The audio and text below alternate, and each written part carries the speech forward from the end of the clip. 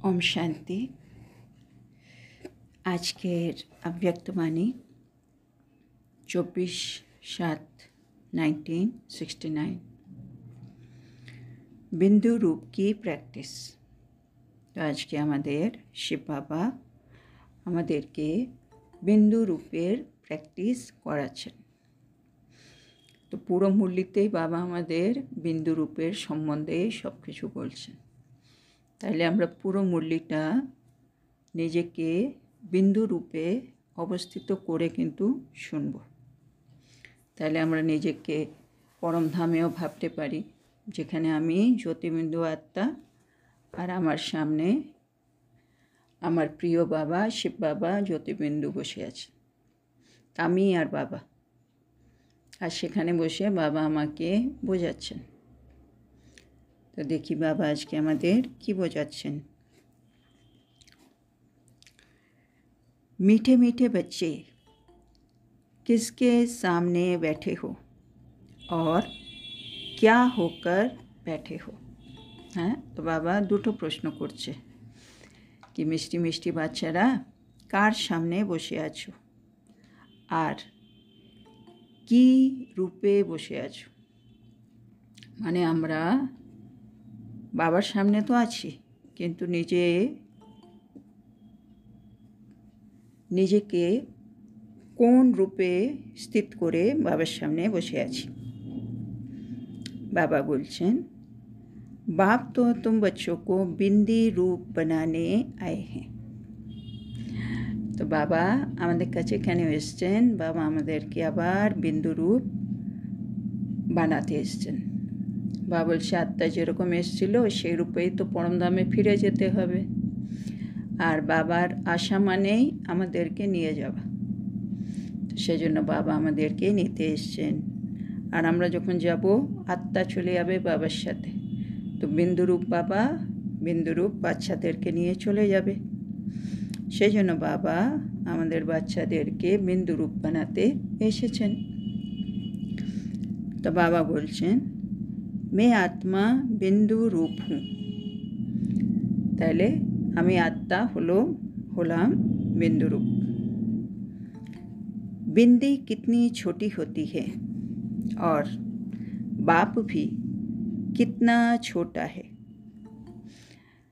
तो बाप বলছে बिंदी है কত ছোট হয়, আর বাবাও তো বিন্দু, জ্যোতিবিন্দু।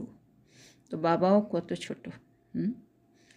আমরা যখন ভাবি ভগবান ঈশ্বর, হ্যাঁ, মানে কত শক্তিশালী, সর্বশক্তিমান, পুরো সৃষ্টির রচয়িতা, ক্রিয়েটার, ডাইরেক্টর, হ্যাঁ, সবাইকে গতি সদ্গতি দেবে, হ্যাঁ, কত বড় বড় কাজ, সত্যযুগের স্থাপনা, সব আত্মাকে মুক্তি, জীবন মুক্তি দেওয়া। অথচ বাবার স্বরূপ হলো ছোট্ট বিন্দি। তো সেটাই বাবা বলছে, বিন্দু কত ছোট হয় আর আমাদের বাবাও কত ছোট, মানে बिंदु रूप। इतनी छोटी सी बात भी तुम बच्चों की बुद्धि में नहीं आती है। তো বাবা বলছে এটা হচ্ছে এত ছোট বিষয়, আর এত ছোট বিষয় আমাদের বুদ্ধিতে আসে না। কি আমি আত্মা, আমিও জ্যোতিবিন্দু, ছোট্ট বিন্দু, আমার বাবাও হচ্ছে ছোট্ট জ্যোতিবিন্দু। बाप तो बच्चों के सामने ही है, दूर नहीं। বাবা আমাদের বাচ্চাদের সামনেই আছেন, বাবা তো দূরে নয়। সঙ্গম যুগ মানেই হচ্ছে বাবা আমাদের কাছে আসেন। আমরা বাবার হয়েছি, বাবা আমাদের এখন খুবই কাছে থাকেন, মানে সামনেই থাকেন। যেমন আত্মাকে দেখা যায় না, পরমাত্মাকেও দেখা যায় না, কিন্তু অনুভব করা যায়। আমি আত্মা এই শরীরে আছি, অনুভব করতে পারছি। সেরকমই বাবাও আছেন, সেটাও কিন্তু আমাদেরকে অনুভব করতে হয়। সেজন্য বাবা বাচ্চাদের সামনেই রয়েছেন, দূরে নয়। দূর হুই চিজ কো ভুল যাতে হো। হ্যাঁ, কোনো জিনিস যদি দূরে থাকে সেটা হয়তো আমরা ভুলেও যেতে পারি, কিন্তু जो चीज़ सामने ही रहती है उस चीज़ को भूलना, ये तुम बच्चों को तो शोभा नहीं देता है। বাবা কত সুন্দর বলছে, হ্যাঁ। ধরো আমাদের কোনো বন্ধুবান্ধব অনেক দূরে কোথাও চলে যায়, তো কিছুদিন পরে হয়তো আমরা ভুলেও যাই। তো দূর হয়েছি, যে জিনিসগুলো দূরে চলে যায় সেগুলো অবশ্যই আমরা ভুলে যাই। কিন্তু বাবা বলছে যে জিনিসটা তোমাদের সামনেই আছে সেই জিনিসটাকেও তোমরা ভুলে যাও। তো এই ভুলে যাওয়াটা বাবা বলছে আমাদের শোভা পায় না। মানে সামনের জিনিসকে কি করে তুমি ভুলে যাচ্ছ। মানে আত্মাকে যেমন দেখা যায় না, পরমাত্মাকেও দেখা যায় না। কিন্তু আমি আত্মা, এটা আমি জানি, বাবা আছেন সেটাও আমি জানি, তার সত্ত্বেও আমি ভুলে যাচ্ছি বাবাকে। হ্যাঁ, আমি নিরন্তর স্মরণ করতে পারছি না, তার মানে ভুলে যাচ্ছি। বাবা বলছে এই ভুলে যাওয়াটা কিন্তু শোভা পায় না। बच्चे, এবার বাবা বোঝাচ্ছেন, बच्चे अगर बिंदी को ही भूल जाएंगे तो बोलो किस आधार पर चलेंगे। কত সুন্দর। বাবা বলছে বাচ্চারা, যদি তোমরা যদি বিন্দুকেই ভুলে যাও তবে কিসের আধারে তোমরা চলবে। হ্যাঁ, আত্মাই তো শরীরকে চালাচ্ছে, আর আমি আত্মা বিন্দু, সেটাই যদি আমি ভুলে যাই তাহলে এই শরীরটা কী আধারে চলবে, কে চালাবে এই শরীরটাকে। তো সেনা বাবা বলছে যদি বিন্দুকেই ভুলে যাও তবে কিসের আধারে চলবে। आत्मा के ही आधार से शरीर भी चलता है ना। আত্মার আধারেই তো এই শরীরটা চলে। যেমন বলে এই শরীরটা হচ্ছে একটা গাড়ি, আত্মা হচ্ছে ড্রাইভার। তো ড্রাইভার থাকলে তবেই তো গাড়ি চলবে। ড্রাইভারই যদি না থাকে আর ড্রাইভারই যদি ভুলে যায় তাহলে কে গাড়ি চালাবে। তো সেরকমই আত্মা শরীরকে চালাবে, আর আমি যে আত্মা, আমি যে জ্যোতিবিন্দু, আমি বিন্দু বলেই ভুলে যাচ্ছি। तो সেজন্য বাবা আমাদেরকে বোঝাচ্ছেন তো मैं आत्मा हूँ। তো বাবা এটা পাকা করাচ্ছে, আমি হলাম আত্মা।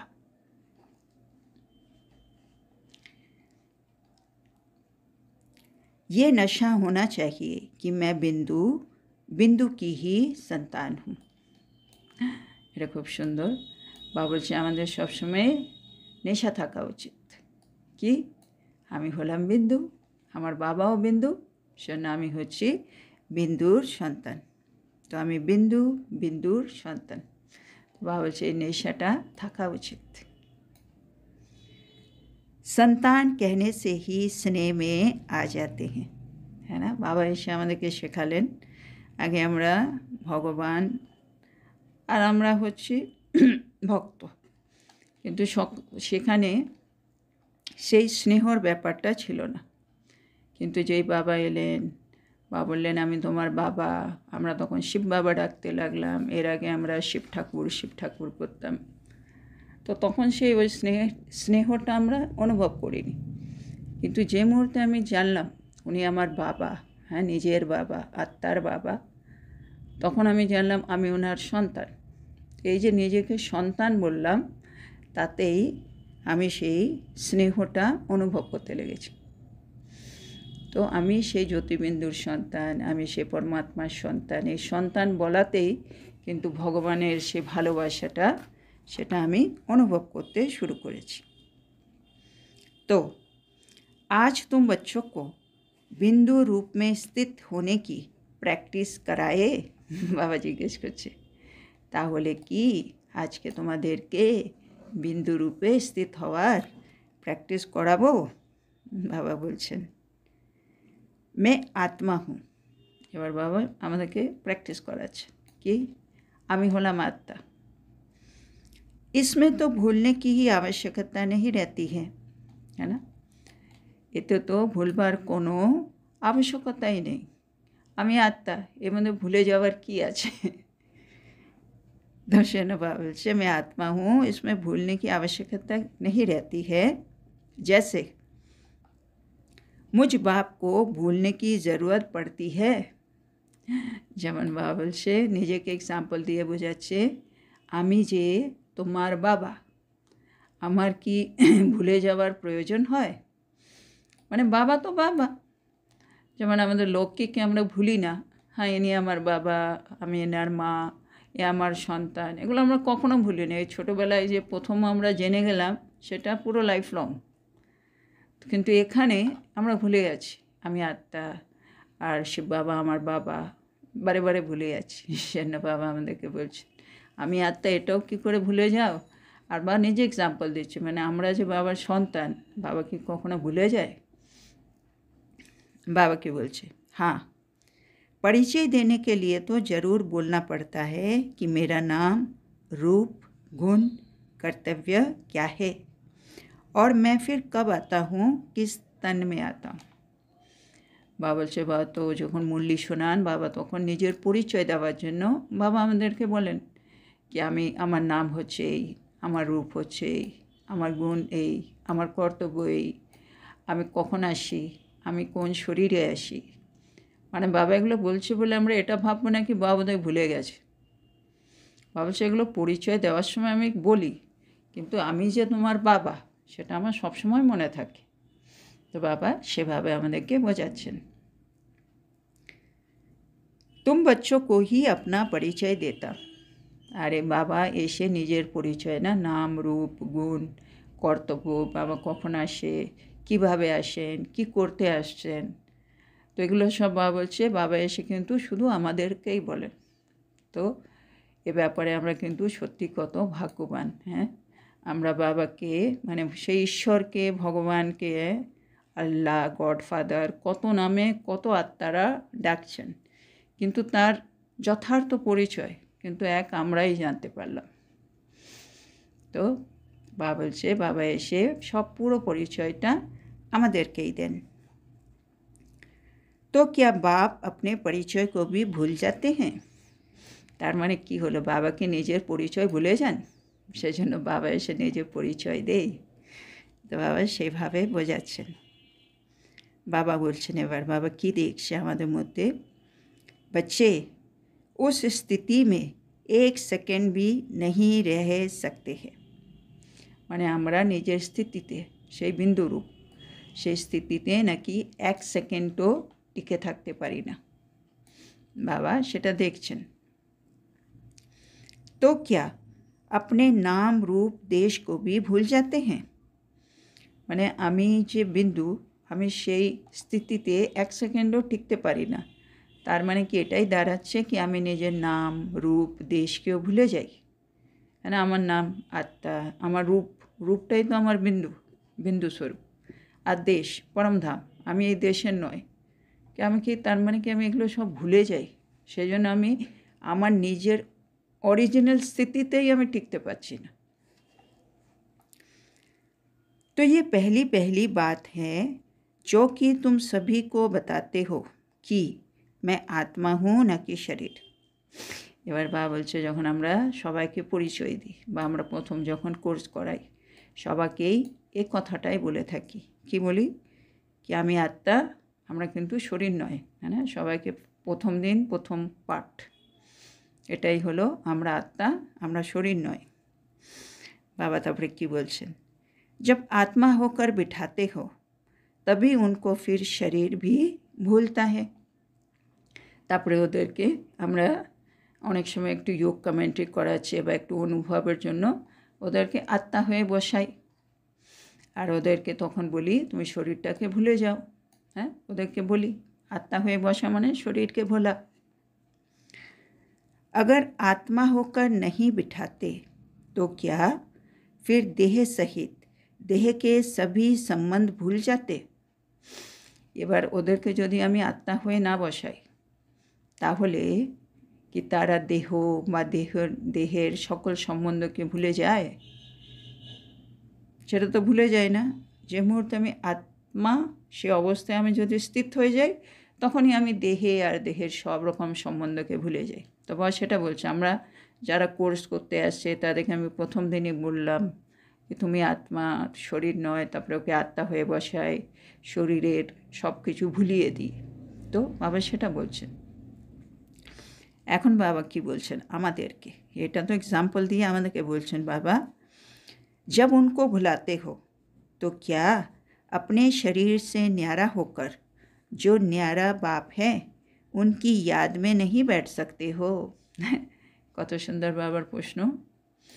আমরা যখন তাদেরকে ভুলিয়ে দিই, হ্যাঁ, শরীরটা ভুলিয়ে ওদেরকে আত্মিক অবস্থায় স্থিত করে দিতে পারি। আমরা যখন তাদেরকে ভুলিয়ে দিই, তাহলে নিজের শরীর থেকে পৃথক হয়ে, হ্যাঁ, সকলের থেকে পৃথক হয়ে, হ্যাঁ না, দেহের সব সম্বন্ধ সবার থেকে পৃথক হয়ে আমরা কি বাবার স্মরণে বসতে পারি না? মানে যেটা আমরা অন্যদেরকে করাচ্ছি সেটা আমি নিজে করি না কেন? বাবা এই ব্যাপারটা বলছে আর কি। তাদেরকে ভুলিয়ে দিতে পারো, কিন্তু নিজেও এই শরীর থেকে পৃথক হয়ে, সকল জিনিস থেকে পৃথক হয়ে বাবাকে যে স্মরণ করবে, সেরকম স্মরণে বসছো না কেন? ভাবার প্রশ্ন। তা বাবা বলছেন, अब सब बच्चे अपने को आत्मा समझकर बैठो। তো বাবা বলছে এখন প্র্যাকটিস করাচ্ছেন, আমরা সকলে আত্মা হয়ে বসে পড়ি বাবার সামনে। বাবা বলছেন, সামনে কিসকো দেখে? সামনে কাকে দেখছো? আত্মাও কে বাপকে। মানে আমি যখন আত্মা হয়ে বসছি, আমার সামনে বাবাও পরমাত্মা, তো আত্মার বাবা পরমাত্মাকে আমি দেখছি। इस स्थिति में रहने से व्यक्त से न्यारे होकर अव्यक्त स्थिति में रह सकेंगे। যদি আমরা এই স্থিতিতে থাকতে পারি, আমি আত্মা, সামনে আমি বাবাকে দেখছি পরমাত্মা বিন্দু রূপেই, এই স্থিতিতে যদি আমি থাকতে পারি, তাহলে আমি ব্যক্ত থেকে পৃথক হয়ে अव्यक्त स्थितिতে কিন্তু স্থিত হয়ে যেতে পারবো। मैं आत्मा बिंदु रूप हूँ, क्या ये याद नहीं आता है? বাবা প্রশ্ন করছে, মানে আমি আত্মা এটা তো জানি, কিন্তু আত্মা বিন্দু রূপ এটা কি আমাদের স্মরণে আসে না? बिंदु रूप होकर बैठना नहीं आता? বাবা জিজ্ঞেস করছে, বিন্দু রূপ হয়ে কি আমরা বসতে জানি না? ऐसे ही अभ्यास को बढ़ाते जाओगे। তো বাবা এখন চাইছে এরকমভাবে আমরা অভ্যাসকে যেন বাড়িয়ে যাই। আমি আত্মা, বাবাও বিন্দু, বিন্দু বিন্দুর সামনে বসে আছি। তো বাবা বলছে এই অভ্যাসটা যদি বাড়িয়ে ফেলি তাহলে কি হবে? तो एक सेकंड तो क्या, कितने ही घंटे इसी अवस्था में स्थित होकर इस अवस्था का रस ले सकते हो। হ্যাঁ, কত সুন্দর বাবা বলছে, আমরা যদি এই অভ্যাসটাকে বাড়িয়ে ফেলি তাহলে এক সেকেন্ড তো কোনো ব্যাপারই না, ঘন্টার পর ঘন্টা আমরা এই অবস্থাতে স্থিত হয়ে থাকতে পারবো, আর এই অবস্থার রসও নিতে পারবো। মানে এই অবস্থাতে অনেক রকম অনুভূতি করা যায়, সেটাও করতে পারবো, আর ঘন্টার পর ঘন্টা আমি বিন্দু স্বরূপে বসে থাকতে পারি। বাবা এটা বলছেন, इसी अवस्था में स्थित रहने से फिर बोलने की भी ज़रूरत नहीं पड़ेगी।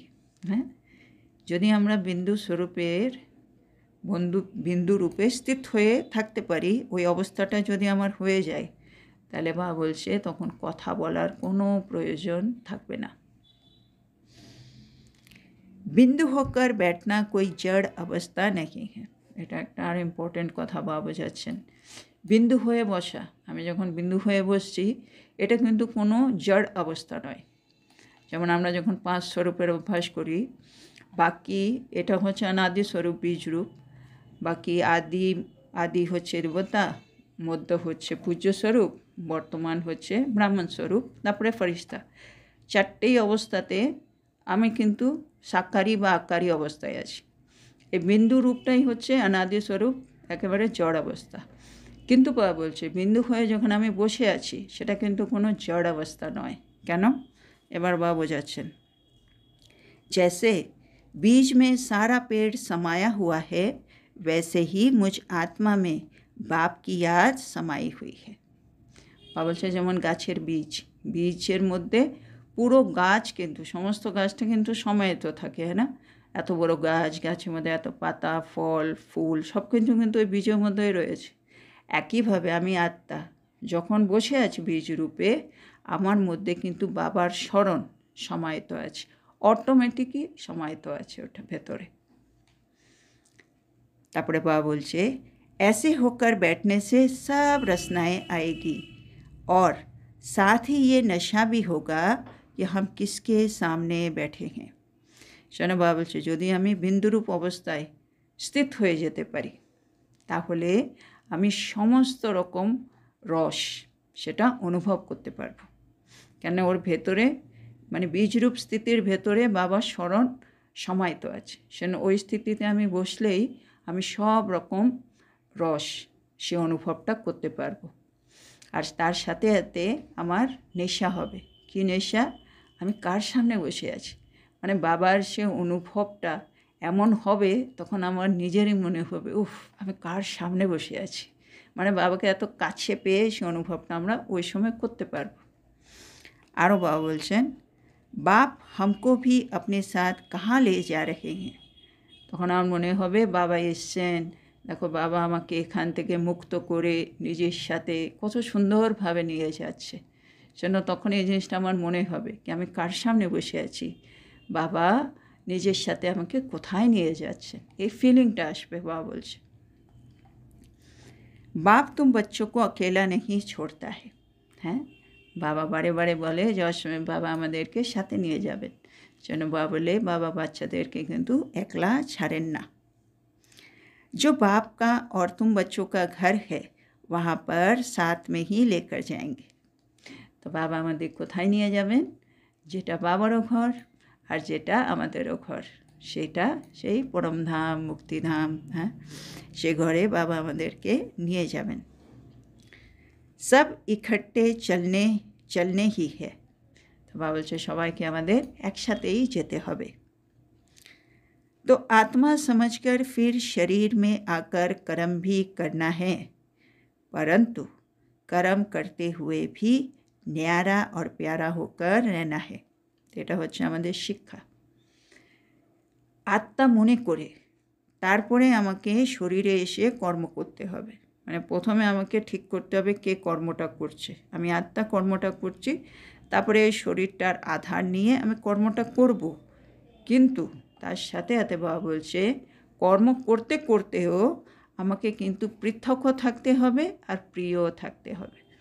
মানে আমি অবিনাশী আত্মা এই ড্রামার মধ্যে একটু অভিনয় করছি, অভিনয়ের মধ্যে আমার যা পার্ট ওই সময় ওই পার্টটা আমি প্লে করছি, সেটা আমি ওর থেকে কিন্তু পৃথক। আর সাথে সাথে আমি বাবাকে স্মরণেও রাখবো, আমি বাবার কাছে আবার প্রিয়ও হয়ে থাকবো। তো ন্যারা আর প্যারা যেটা বাবা বলে, তো कर्म करते हुए भी न्यारा और प्यारा होकर रहना है। মানে দুটোই, আমি আত্মা মনে করে শরীরে এসে কর্ম করব, কিন্তু কর্ম করতে করতে আমি নিজেকে পৃথক আর প্রিয় রাখব। বাপ भी तुम बच्चों को देखते हैं। তো বাবাও আমরা বাচ্চাদেরকে দেখতে থাকেন। देखते हुए भी बाप न्यारा और प्यारा है ना। বাবা এটা ভালো বলছে, মানে বাবা আমাদেরকে কত ভালোবাসে। বাবা আমাদেরকে দেখতেও থাকেন, দেখার সত্ত্বেও বাবা সব কিছু থেকে কিন্তু আবার পৃথক থাকে আর প্রিয় থাকে। তো একই ব্যাপার বাবা আমাদেরকেও শেখান। বাবা এত মানে ভালোবাসার সাগর, দয়ার সাগর, হ্যাঁ, তার সত্ত্বেও কিন্তু উনি আবার পৃথকও থাকেন, ন্যাড়াও থাকেন। একইভাবে আমরা ওই সংসারে সবার সাথে আছি, সবাইকে আমরা অতি ভালোবাসি, স্নেহ করি সবই, কিন্তু তার সত্ত্বেও আমাদেরকে একটুখানি পৃথক থাকতে হবে আর বাবার কাছে প্রিয় থাকতে হবে। তো বাবা নিজে এক্সাম্পল দিয়ে আমাদেরকে বোঝালেন। আচ্ছা, তো এখানে এই মুরলিটা আজকে শেষ হলো। তাহলে আজকে বাবা আমাদেরকে কি বোঝালেন? হ্যাঁ, সেটাই হচ্ছে আসল, ন্যারা আর প্যারা। তো বাবাও বিন্দু, আমরাও বিন্দু, জন্য বিন্দুকে ভুলে গেলে চলবে না। জন্য বিন্দু রূপে আমাদেরকে থাকতে হবে, আর বিন্দু বাবা, আমরা বিন্দু। আর বাবা বলছে যা কিছু করি আমাদেরকে নিজের নাম, রূপ, দেশ সেটা সবসময় আমাদেরকে মনে রাখতে হবে। আর বিন্দু অবস্থায় বসা সেটা কোনো জড় অবস্থা নয়। এটা হচ্ছে ইম্পর্ট্যান্ট কি আমরা যেমন একটা বীজের মধ্যে সমস্ত গাছ সমাহিত থাকে, সেমনি বীজরূপ অবস্থার মধ্যে বাবার স্মরণ কিন্তু সমাহিত আছে। তো আমরা যদি একবার ওই বীজরূপ অবস্থায় মানে স্থিত হয়ে যেতে পারি, বা বলে সেকেন্ড কেন ঘন্টার পর ঘন্টা তুমি ওই অবস্থায় বসতে পারবে আর সে অবস্থা তুমি রস নিতে পারবে। তো এটা আমাদেরকে এখন করে দেখতে হবে।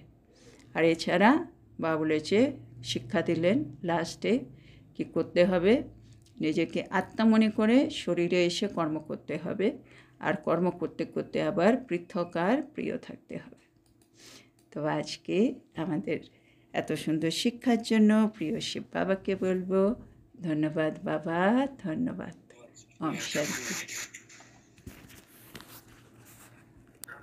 ওম শান্তি বাবা। শান্তি। ধন্যবাদ বাবা, ধন্যবাদ বাবা। ওম শান্তি। ওম শান্তি।